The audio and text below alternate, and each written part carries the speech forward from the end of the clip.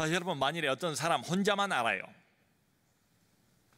그 사람은 확실히 알고 있어요. 이게 사실입니다. 근데 다른 사람은 아무도 몰라요. 그러면 누가 맞고 누가 틀린 것일까요? 사람들이 이 사람 보고 뭐라고 할까요? 그러면 영락없이 저 사람 미쳤다 이렇게 말할 겁니다. 지금 본문을 보면 바울이 미친 사람 취급을 받고 있습니다. 여기가 일종의 청문회장입니다. 유대 왕 아그리파, 로마 총독, 신임 총독 베스토, 그리고 가이사랴의 고관 대작들, 고급 장교들, 행정 관료들 모두 모여서 죄수 한 사람을 앞에 놓고 그 죄수의 어떤 해명, 변명을 듣고 있는 그런 시간입니다. 근데 듣다가 오늘 본문을 보니까 베스토 총독이 로마 총독입니다. 갑자기 큰 소리를 질렀대요. 바울의 말을 중간에 끊었대요. 바울아, 내가 미쳤구나. 너의 많은 학문이 너를 미치게 하였다. 베스토 총독이 외쳤답니다. 지금 바울은 이 사람들에게 복음을 전하는 중입니다. 예수를 전하는 중입니다. 그리고 죽은 예수가 다시 살아났던 부활을 전하고 있는 중입니다. 여러분, 여기 신임 총독 베스토는 로마 사람이에요. 헬라 사람이에요. 그러니까 유대교 잘 몰라요. 구약도 모르고 여호와도 모르고 아무것도 몰라요. 거기에 대해서는. 근데 헬라 사람들은 대단히 합리주의적인 사고를 가지고 있습니다. 또 굉장히 현실적인 사고를 하는 사람들이 헬라 사람들이에요. 자, 그런데 이 바울이라는 제법 소문난 이 죄수를 직접 만나서 들어보니까 이 사람이 상당히 많은 지식을 가지고 있어요. 그럼 말하는 거예요. 이게 논리적이에요.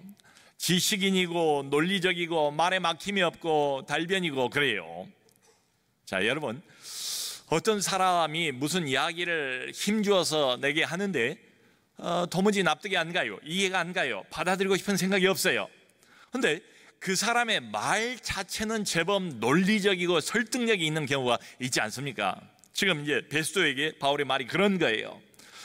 더군다나 이 바울이란 죄수가 뭐 눈치를 보면서 말하는 것도 아니고 대충 뭐 설렁설렁 말하는 것도 아니고 매우 진지하게 그야말로 영혼을 담아서 확신을 가지고 지금 이야기를 해요.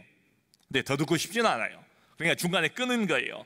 그리고는 결국 내린 결론이 뭔가 하면, 바울아, 네가 많은 책을 읽더니 결국 미치고 말았구나. 네가 돌아버렸구나. 이런 이야기를 합니다. 여러분, 우리 예수님도 성경을 보면 사람들에게 많은 오해를 받지 않습니까? 유대인들이 예수님을 따르는 사람도 있지만 많은 유대인들은 예수님을 거절해요. 이분이 아주 희한한 기적도 행하고 보통 사람은 아닌 건 알겠는데 그런데 받아들이고 싶은 마음은 없어요. 그래서 뭐라고 말하는가 하면 요한복음 10장 20절에는 유대인들이 이렇게 말합니다. 그가 귀신 들려 미쳤다. 귀신 들려서 이런 일을 한다. 그리고 미쳤다. 이렇게 말해요. 여러분, 심지어는 예수님하고 함께 살을 맞대면서 함께 자랐던 가장 가까운 가족들도 이분을 도무지 이해를 못하겠는 거예요. 그러니까 예수님에 대한 소문을 듣고 안 되겠다, 예수님을 붙잡으러 다니면서 뭐라고 말하는가 하면 마가복음 3장 21절에도 그가 미쳤다, 가족들마저도 미쳤다, 이렇게 생각을 했어요. 여러분, 그 오순절 날 드디어 이 땅에 본격적으로 성령이 강림하시지 않습니까? 120명이 모여서 기도하다가 성령을 받아요. 성령을 받으니 120명이 성령의 감동에 취해서 입을 열어 방언을 말하지 않습니까? 이 소리에 유대인들이 대거 몰리지 않습니까? 근데 보니까 처음 보는 현상이에요. 희한한 현상이에요. 사람들이 막 무슨 말을 하는데 하나님의 영광을 높이는데 각국의 나라 말로 주로 갈릴리 사람들 같이 보이는데 막 하는 거예요. 현상은 맞닥뜨렸는데 이 현상을 해석할 길이 없어요. 설명할 길이 없어요. 그래서 기껏 이 사람들이 내린 결론이 뭡니까? 이 사람들 모두가 다 술 취했다.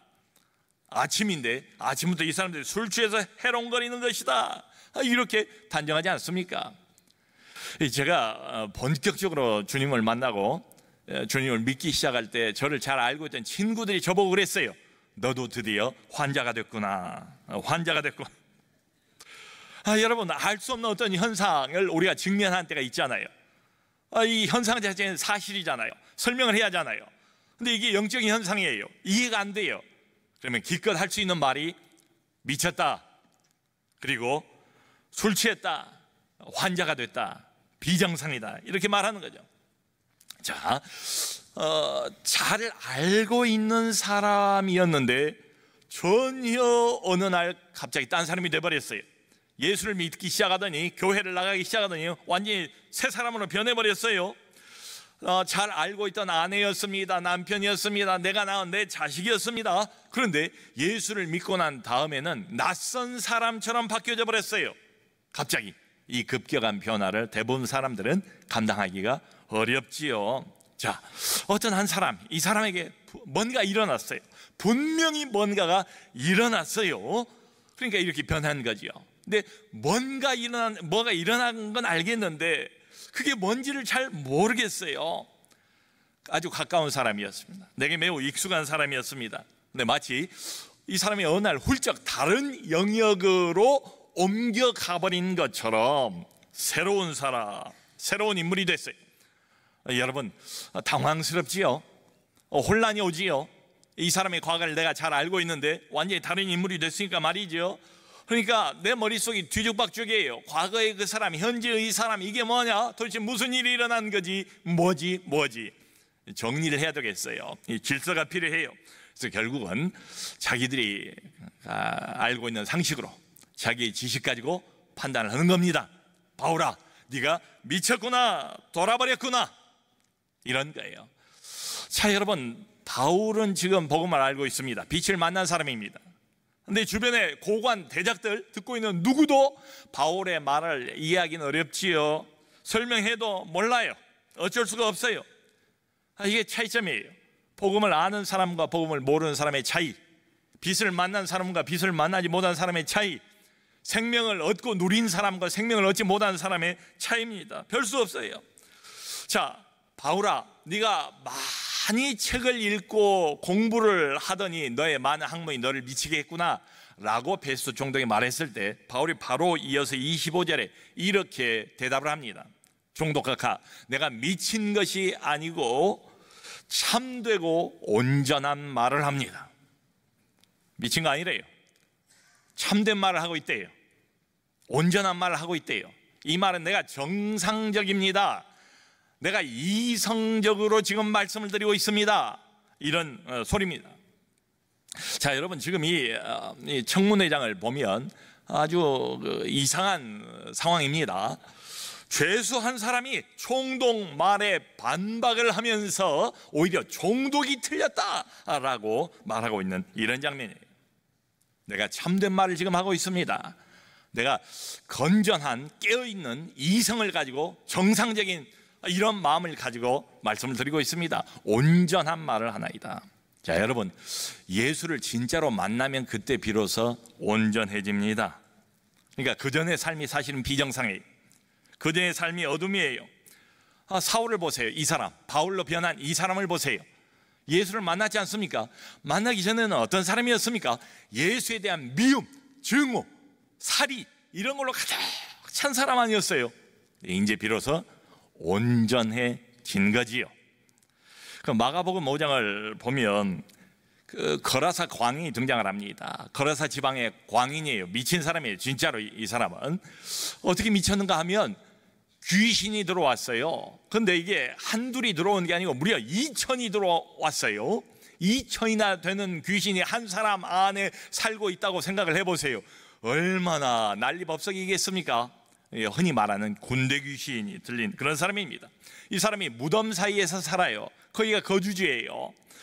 그리고 온 동네를 돌아다니면서 괴팍한 짓을 하고 동네를 공포의 도가니로 몰아넣는 사람이에요. 사람들이 꽁꽁 묶어놨대요. 쇠사슬로, 쇠고랑으로. 근데 얼마나 힘이 센지 이 사람이 힘이 아니죠. 툭툭 다 끊어버리는 거예요. 자, 그런 사람입니다. 아무도 제어를 못해요. 그리고는 시간이 나면 자기 몸을 막 또 자해를 하는 이런 사람이 등장을 해요. 완전히 어둠의 지배를 받고 있는 사람이죠. 악한 영의 힘에 눌려있는 어떤 한 사람입니다. 근데 이 사람이 예수를 만나는 거예요. 예수님이 이 사람에게 가요.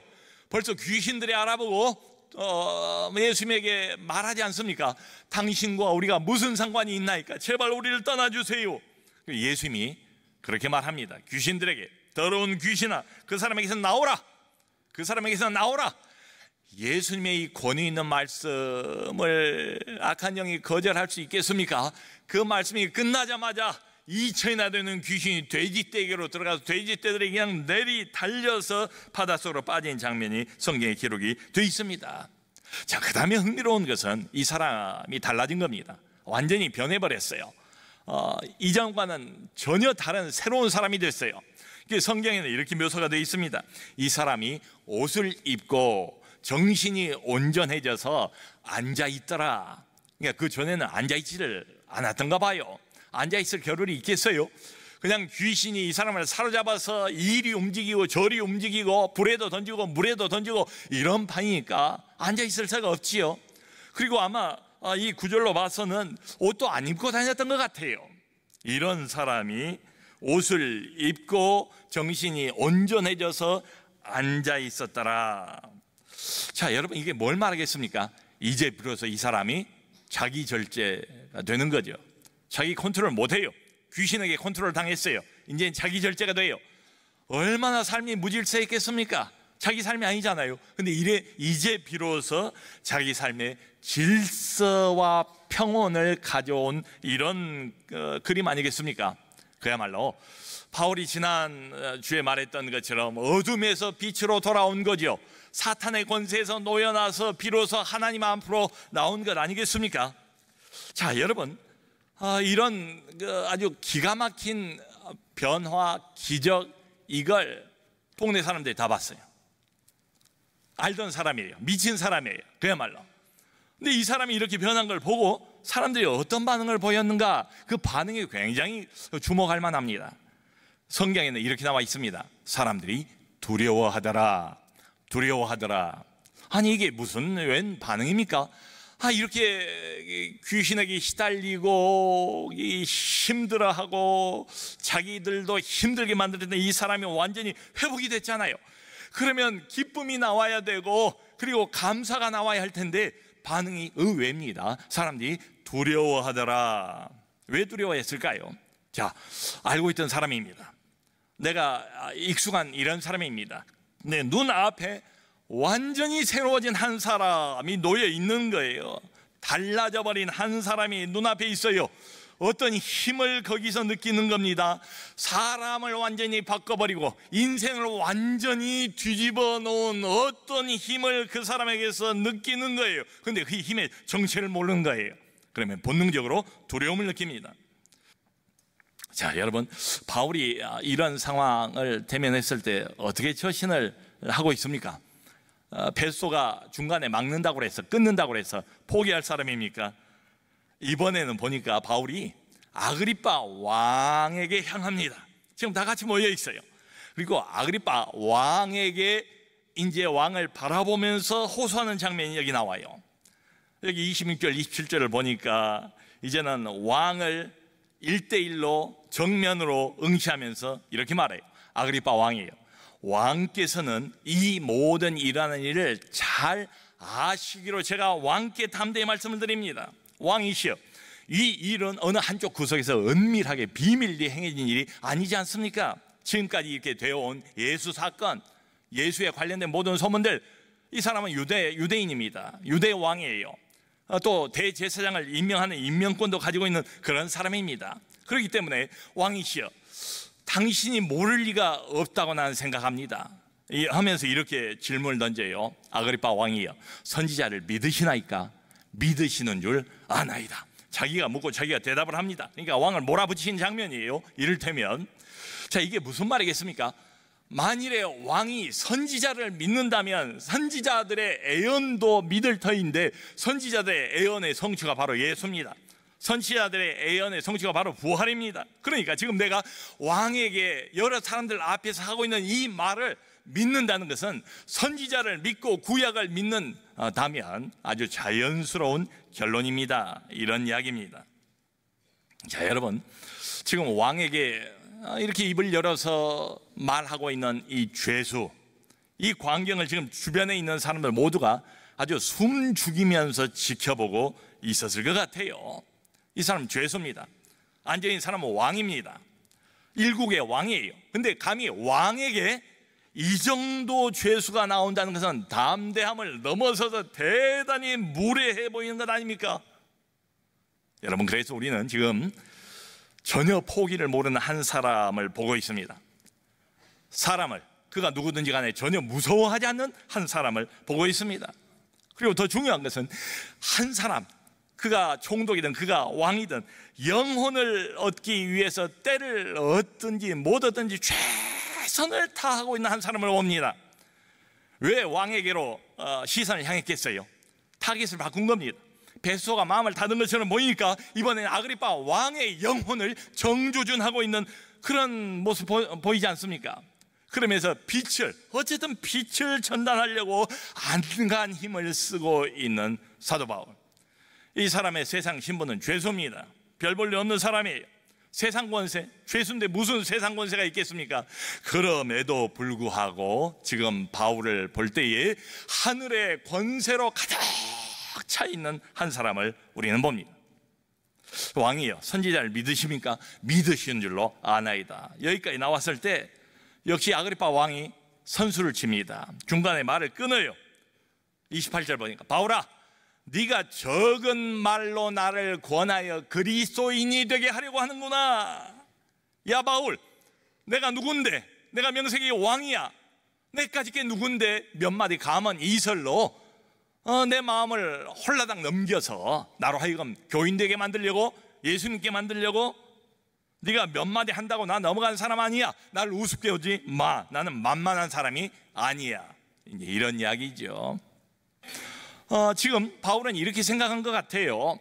여러분, 자, 유대 땅을 다스리는 총독과 로마 총독과 그리고 유대 왕과 고관 대작들을 한꺼번에 모아놓고 복음을 전할 수 있는 기회가 또 있겠습니까? 없어요. 보장 못해요. 하나님이 주신 기회로 생각을 한 거예요. 다시 오지 못할 기회로 생각을 한 거예요. 이 기회를 놓치면 안 돼요. 그러니까 어떻게든지 영혼을 강권하고 있는 이런 장면을 우리는 봅니다. 그러니까 이건 아니에요. 그저 빛을 전달하는데 채통과 유신을 잃지 않고 그저 고상하고 그저 우아하게만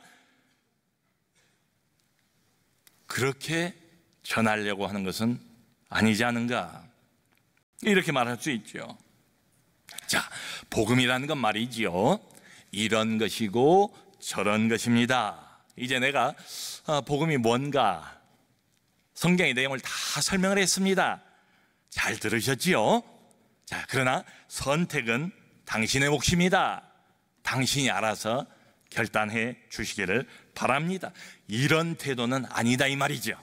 그러니까 여러분, 신중한 거 필요하고 상대방에게 예의를 갖추는 것도 필요하고 상대방의 입장과 처지를 배려하는 것도 필요해요. 그런데 너무 조심하고 너무 신중하고 항상 신중하기만 한 나머지 범절을 차리다가 영혼을 놓쳐버리는 경우는 얼마든지 있을 수 있다. 그러니까 지금 바울은 놓칠 수 없는 거예요. 이 시간을 놓칠 수 없는 거예요. 어떻게든 얻어내야 되겠어요. 그래서 무례하게 보일지라도 강권하고 있는 그런 장면입니다. 여러분, 그런 때는 별 수 없어요. 하나님이 하신 일을 어떻게 알아요? 내 고상함과 내 이심과 내 체면이 전부입니까?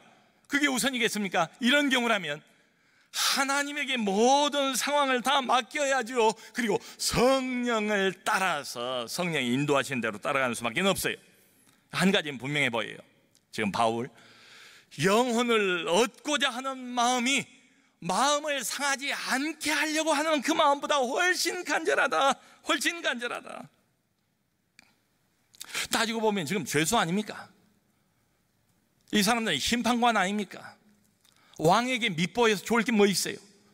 유대 총독의 마음을 불편하게 만들어서 죄수에게 이득 줄 게 뭐 있어요? 그럼에도 불구하고 바울이 지금 이렇게 나온 이유는 하나밖에 없지요. 베스토 총독의 영혼을 얻기 위해서, 아그리파 왕, 기왕의 구약을 알고 있는 사람인데 이 사람의 영혼을 얻기 위해서 최선을 다하는 거죠. 바울아, 네가 그 몇 마디 적은 말로 나를 꼬드겨서 예수 믿게 하려고 하는구나. 왕이 이렇게 말했을 때 바로 이어서 29절에 바울이 아주 기가 막힌 말을 합니다. 왕이여, 말이 적으나 많으나 왕뿐만 아니라 여기 있는 모든 사람들, 고관 대작들께서도 내가 이렇게 결박당한 것 외에는 모두 다 나와 같이 되기를 하나님 앞에 원하나이다, 이렇게 말했어요. 나와 같이 되기를. 여러분, 바울이 누군가? 이 한마디에 다 녹아 있습니다. 바울이 어떤 사람인가? 이 한마디에 다 녹아 있습니다. 바울 사역의 어떤 표를 하나만 딱 골라낸다면 이걸 것 같아요. 오늘 설교 제목입니다. 나와 같이 되기를. 나와 같이 되기를. 이 말을 할 때에 바울이 분명히 이랬을 겁니다. 지금 바울은 그 자유로운 몸으로 등장해 있는 게 아니에요. 온 몸에 쇠사슬을 감고 지금 등장을 해서 변호를 하는 겁니다. 그러니까 왕이여, 왕뿐만 아니라 모든 여기 계신 분들께서도 내가 이렇게 결박당한 것 외에는 할 때는 손을 흔들면서 쇠가 부딪힌 소리가 덜그럭덜그럭 나는 가운데 내가 이렇게 결박당한 것 외에는 여러분들 모두가 다 나와 같이 되기를 간절히 원하나이다, 이렇게 말했을 거라고요. 여러분, 지금 이 장면이 얼마나 참 기가 막힌 장면인지, 얼마나 대조적인 장면인지. 아그리파 왕은 지금 가장 높은 곳에 자줏빛의 왕복을 입고 위엄을 갖추고 앉아 있습니다. 그리고 그 옆에 버니게라는 사람이 있었다고 그러잖아요, 여자가. 이 버니게는 원래 사치를 좋아하는 사람 아니었습니까? 그러니까 온갖 화려한 보석으로 몸을 둘둘 감고 치장을 하고 앉아 있습니다. 베스도 신임 총독, 로마의 총독이 입는 진홍색빛의 의관을 갖추고 앉아 있고, 고급 행정 관료들과 고급 장교들 모두 다 위엄을 갖추고 앉아 있는 그 장면이에요. 바울 한 사람이 여기 쇠사슬에 묶여 있는 죄수가 서 있습니다. 자, 그런데 여러분, 다른 면에서 보면 과연 지금 이 장면에서 누가 죄수고 누가 자유인인가? 누가 어둠이고 누가 빛인가? 구할 수만 있다면, 이게 여기 있는 왕이든 뭐 총독이든 고관 대작경이 누구 영혼이라도 구할 수만 있다면 자기 목숨이라도 내놓을 것처럼 보여지는 이 바울의 자세, 바울의 마음, 여러분 모두가 다 나와 같이 되기를 간절히 구합니다. 마음이 느껴지지 않습니까? 그러니까 내가 지금 이렇게 결박당한가, 신체적인 고통, 이 신체적인 속박, 이것 빼고는 내가 지금 누리고 있는 자유, 기쁨, 평안, 빛을 만난 뒤에 내가 하늘로부터 받아 누리고 있는 모든 특권을 여러분 모두에게 다 드리고 싶습니다. 그 소리죠. 나는 여러분들 보신 바와 같이 죄수입니다. 신분은 그렇습니다. 묶여 있습니다. 내 마음은 자유롭습니다. 하늘의 생명으로 가득 차 있습니다. 여러분들은 이게 없지 않습니까? 나는 이걸 받았습니다. 선물입니다. 여러분 모두에게도 열려 있습니다. 복음입니다. 그러므로 내가 지금 누리고 있는 모든 기쁨, 자유, 생명, 평안, 여러분들이 갈구하고 있는 이 모든 것을 여러분에게 다 나누어 드리고 싶습니다. 그런 이야기입니다. 나와 같이 되기를. 자, 여러분, 이렇게 보면 이 사람은 지금 쇠사슬에 결박되어 있기 전에 하나님의 사랑에 결박되어 있는 사람이 아닌가? 그리스도의 사랑의 포로가 되어 있는 사람이 아닌가? 그리스도의 사랑의 포로가 되어서 온 세상을 품고 있지 않습니까? 온갖 종류의 사람들, 높은 사람이든 낮은 사람이든 이 사람들 다 품고 있지 않습니까? 누가 뭐라고 한들 어때요? 누가 조롱한들 뭐 대수예요?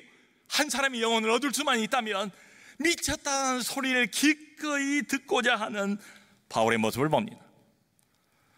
고린도후서 5장 13절 보면 바울이 꼭 이렇게 말해요.